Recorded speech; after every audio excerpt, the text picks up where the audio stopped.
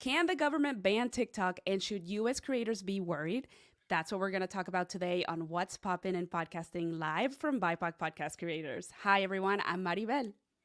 And I'm Tangia Renee. We are the co-founders of BIPOC Podcast Creators. We are an online community and consulting firm that brings podcasting to those creators in the industry that are ready to go beyond the 101. We bring community networking opportunities, and if you're a company that needs multicultural audience support, we're here for you. Today, we're talking about the TikTok ban. It's all over. It just happened. So let's start with just the facts. Let's lay those out, and then we'll get into it. So fact number one, about 170 million Americans are currently using the app. That's a whole lot. Fact number two, the US government has expressed concerns that the Chinese government could potentially force the TikTok holding company called ByteDance to hand over US user data and somehow influence Americans. Fact number three, the US government has yet to provide public evidence to support those claims. A lot of facts. It's a good way to start, though, because that way you know what's actually going on. And we will definitely cite our sources in the description of this video so that you have that, or in the comments. Now, a lot of people are asking, is a TikTok ban unconstitutional? Well, TikTok is arguing yes, and so is the ACLU. TikTok and their opponents of the law have argued that a ban would violate First Amendment rights. And then, by the way, also TikTok CEO Xiao Chu said, rest assured, we aren't going anywhere. He actually said that the facts and the Constitution are on their side, and they expect to prevail yet again. Now, to be fair, like Tangia said, in fact number three, the U.S. has yet to provide public evidence that is strong enough to support these claims. But if you do some reading and digging, you will learn that when it comes to national security matters, things become a little tricky, and it becomes easier to argue against freedom of speech if it's going to impact national security. So that is what's going on in the legislation, and that is what's scaring a lot of creators. And, rightly so. If you're a creator that has a big following on TikTok, that is something that you should be thinking about and be concerned about. Now, first of all, how soon could this happen, Tangia? Not immediately. So it's not going to be next week. It will take at least a year. Now, the CEO of TikTok has publicly stated that they will fight this in court. So this all has to be litigated. We all know that once it enters the court system, it can take a while. So we're looking at minimum a year. My guess would be it's going to take a lot longer than that. How long? Nobody really knows. I know. And that's like the uncertainty that has a lot of creators, especially people who are creating on TikTok and have amassed a large following. It has them feeling nervous. And we've had a lot of people reach out to us because we do run a online networking community of people who are in podcasting, but also who work beyond that, who are developing audiences outside of podcasting into TikTok, YouTube, and other places. So we serve content creators in general. And their concerns are, well, what am I going to do? How am I going to find an audience again? I built this over the last 3, 4, 5 years. So we wanted to take the time today to talk about this very specific issue and answer some of those questions, maybe give you some alternatives or some things to consider and think about as we're preparing for what could be a potential ban. Now, it's like I feel like it's like a coin toss. We don't really know. It could go either way. I did read an article about how this has already happened in other countries, specifically in India. TikTok was banned back in 2020. And what creators ended up doing was using other platforms, right? So yeah, I mean, it's just so, I don't know. Well, first of all, I knew something would happen back in 2020 against TikTok. I suspected that would happen.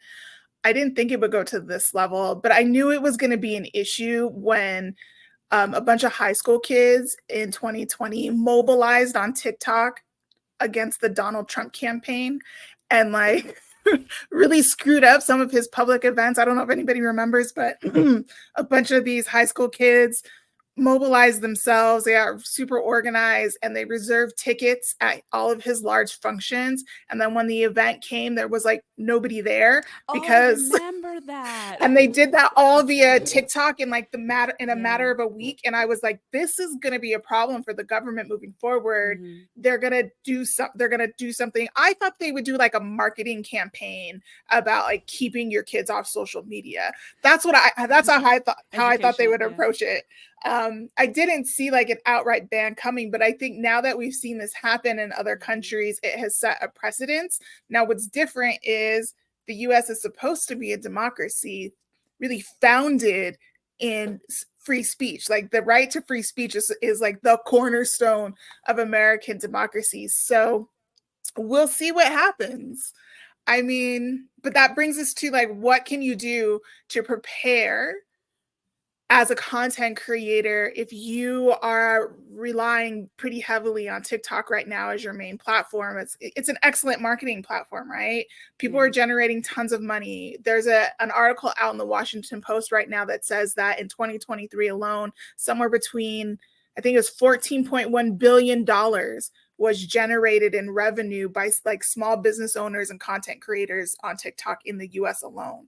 Wow. So well, there were for a long time, I don't know if you remember this because it's been a while now, but in 2020 and 2021, the small business owners who were struggling to keep retail locations open or struggling to hire people to come work for them at locations in physical form, so to speak, they turned to TikTok to sell their products. Yeah. And so it makes sense what you're saying because it changed the way that we did even e-commerce. I mean, TikTok is used for e-commerce significantly. So I do feel for a lot of these business owners because it's so deflating to, first of all, being a small business owner, as we know. It's so hard. It's so challenging. It's challenging. You have to do so many things, right? And then you spend all this time growing your audience only so that someone can then rip off the rug underneath you and watch you fall on your face and take it all away from you.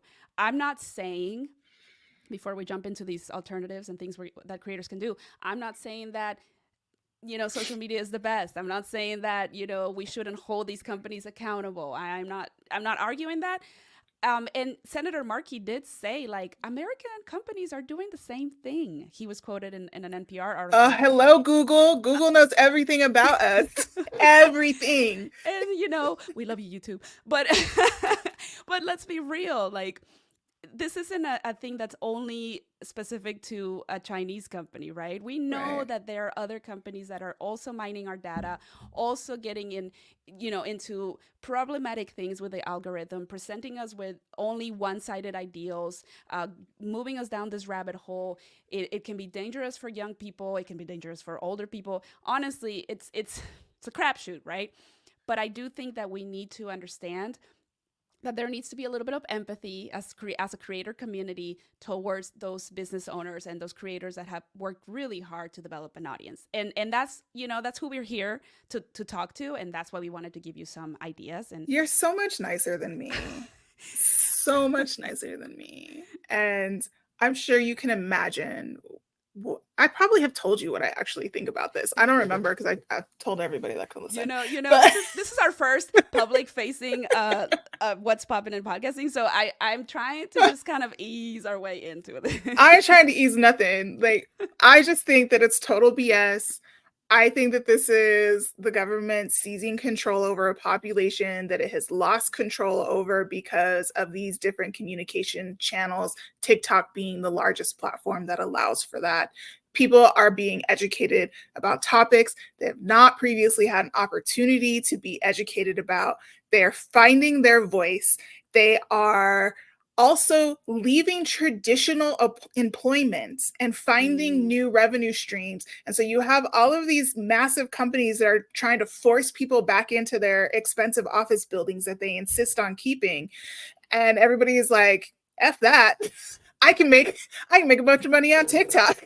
And I'm going to And go do that instead. well, but to be fair, like, can you? Yes, maybe. I mean, A lot of it's a people are hardship and doing it's a it. struggle. Yes, there are Yes. people who are doing Not it. saying it's easy. It's a hustle no matter what you do, but I won't be convinced that these major corporations are also not in the government's ear being like, you have to shut this thing down. Because we need workers back in our office. Think about the commercial real estate. Well, So yeah. that's, I could go on. I'm not going to. I think everybody gets where I stand on this. And I think that it's going to be really hard for the government to prove that TikTok singularly is responsible for potential data breaches and national security when there have been major data breaches for every major corporation, every bank, I mean, every AT&T just had one. healthcare. AT&T just had one. AT&T just had one. Blue Cross Blue Shield, I think, Yeah. just had a I major think they're one. more. I mean, again, we're gonna get into the things that that creators can do. But real quick to wrap that point up, I think that we should be very conscious about the fact that there is the possibility of, changing people's minds with an algorithm and coercing people to do certain things. Not coercing, maybe that's not the correct word, but there is a danger in that. But that, like you said, that goes for all platforms. It's not just, I think it's not unique to I TikTok. mean, Facebook hasn't been held accountable. Well, Just saying, Facebook hasn't been held accountable for anything that it's done. But yeah. whatever. We don't know anything about that apparently. So so that said, let's actually talk about what creators can do to prepare for this potential on, TikTok ban. What do you think, Tenji, as some basic things? So I think the first thing that everybody needs to be thinking about is, how do you maintain communication with your audience despite whatever's happening with a platform? It's not just if a platform gets banned. Sometimes they have outages, right? What happens if your only form of communication and connection to your audience happens through this platform that you don't own? That's a problem for every business owner if you were using that platform to build those connections and maintain communication. That said, you need to be building your own list. You have to have your own list. If you're not building your own list, you need to start now. It doesn't matter where you start. Email list? Your own email list. You need to have a way to build connections and stay in communication with your audience no matter what happens with these platforms, because you don't own them. Today we're talking about a ban, but there are plenty of social media platforms that came before these that just were like, we're done. Vine. Vine was a fun one, right? MySpace, MySpace still exists, but not in. It's different now. I think it's for music creators now. But there was MySpace. There was several, right? That they get bought up or they just go away. Yeah. Email list essential, but also I would say that you need to diversify. Like, I don't like putting all my eggs in one basket. I really think that I've seen that harm a lot of people and a lot of creators. It's important to diversify. And I know that it's contradictory sometimes to the advice you get out there that's like, focus on the platform where all of your audience or most of your audience hangs out. And that is also, that's good advice. It's a valid point. It's a valid point, but it is also dangerous to only grow your audience in one location that you don't even own, right? That's why podcasting is so amazing, because thanks to RSS feeds, like the fact that a podcast can be disseminated through so many channels and platforms is ideal, because you can reach your audience in all kinds of ways. And you're not just beholden to one platform. You're not just beholden to Apple or to Spotify or to YouTube. There are so many ways that you can reach an audience with podcasting, with an RSS feed. And so I would say, hey, perfect time to really try to work on a podcast or invest in your podcast a little bit more time and a little bit more intention to grow that audience outside of TikTok or outside of some of these social media platforms. What else, Tenjia, is essential? I think it's important to have your own website. I mean, basic. If you don't, it doesn't have to be fancy, right? It doesn't have to be. It's so easy to create a website now. A lot of podcasters in particular don't have a website of their own. They don't have their own real estate on the internet. Get your own real estate. You need a place to drive your traffic. If TikTok gets banned, if a platform goes down, your audience needs to know that they can find you at wherever, right? And you're not waiting for this platform to figure it out. So, I think there's really inexpensive ways to do it now. If you're a podcast creator, you could use something like Podpage, which is pretty affordable. It's around $200 a year for the pro plan, and it's drag and drop. You're just like dropping your RSS feed, you're dropping your information in there, and it updates automatically. It's so low lift, something like that. And so you don't have to spend a lot of money. If you have the skills to build your own website, then do that. There's a lot of AI builders out now. Look into one of those. You don't have to spend $3,000 to $5,000 anymore to build a website if you don't want to. At least not at the beginning. I mean, if you actually want to grow to that level, yes. But at the beginning, you don't have to. So we said 4 important things that creators can do to prepare for a potential TikTok ban. Just to recap real quick before we wrap up, that is building your email list.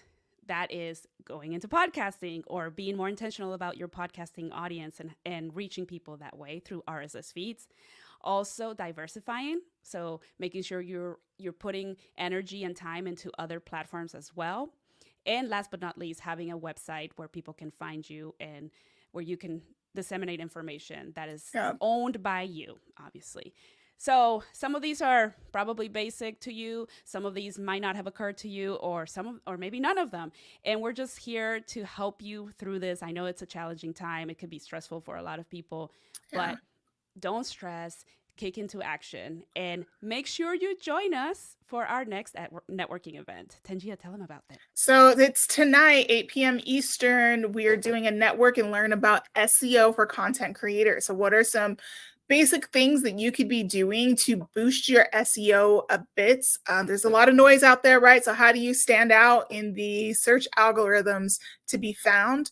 And so we do a quick little lesson on that. You're going to get a 1-pager to walk away with, to use with more in-depth information, some resource there.